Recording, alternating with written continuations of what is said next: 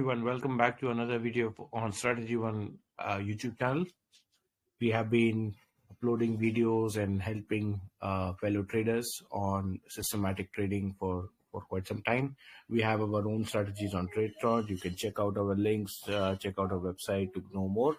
Today, we're going to talk about some of the things that we have discussed in some of our previous videos.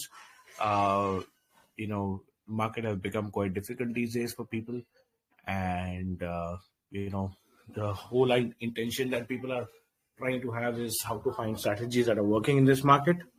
So we have decided to do some updates in some of the ways we are measuring our strategies, and just wanted to talk to you about that. So as you can see, there is a new dashboard. I think a lot of you would have seen the old dashboard of StrategyOne, and this is a newer dashboard that is there. In this dashboard, there are a few things that you would see that we have started looking at DD from peak, which is from equity high, which we are measuring for each and every strategy. It's quite normal that a lot of strategies are in drawdown. Not all strategies can be in equity high, but you can see, a strategy which has performed 10% this month is still in a drawdown.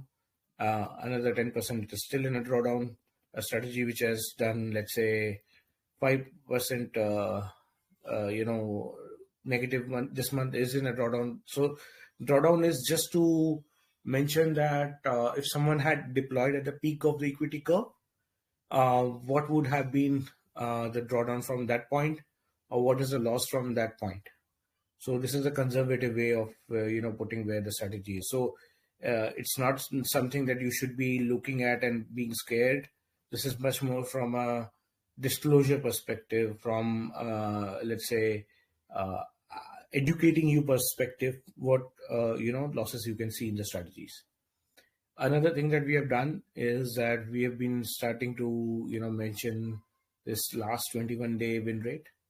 What this basically means is that we have a historic win rate, which is how many times in history has the strategy shown positive results. And then we have got a last 21-day win rate, which basically means that over the last 21 days, what has been the win rate. This basically kind of talks about a cricketer's form in that sense. When you see what the cricketer has done in the last 5-7 innings or things like that, that's what we are trying to do. So a rolling, generally we are assuming about 21 days, working days in a month. So during the last 21 days, which can be a calendar month, which can be from a mid of the month, how has the strategy performed, right?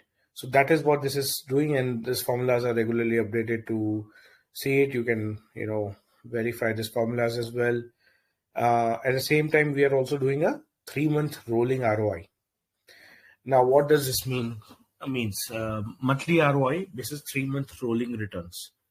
So this basically means that if a strategy has performed well this month, like you can see here, that this has performed well this month, but what has been the return for last 63 trading sessions, which is where we basically bring about an average return over the last 3 months. So this strategy might be, at a 6% negative, but it has still performed over the last 63 trading sessions, giving 4% return on an average monthly basis. So over the last 63 days, it has got a 12% return. You divide it by 3, you get 4% return. Similarly, this strategy has got 10% return over the last rolling return of 10%. Over the last 3 months. That means the cumulative return is 30% over the last 3 months. The average return over the last 3 months on a monthly basis is 10%. So that's what this indicates. And these are certain new concepts that we're trying to bring about, because when there is a regime change, which is what we've been talking about, it's very important to measure the data in a different way, because your historical backtests don't support it.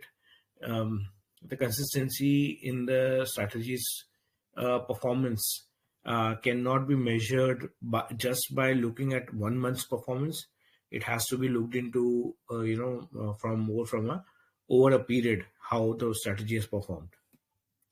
At the same time, we have been doing this, so whenever there is a recent win rate is higher than the historical win rate, there is a highlight that the strategy is good to deploy and it is doing quite well in the current, environment. If this is way too high, right? If this is way too high, then so there the difference is about 3%, which is fine. And difference about 10% is slightly on the higher side, but not that too high. Again, this is slightly on the higher side. But let's say if there is a strategy which is doing, like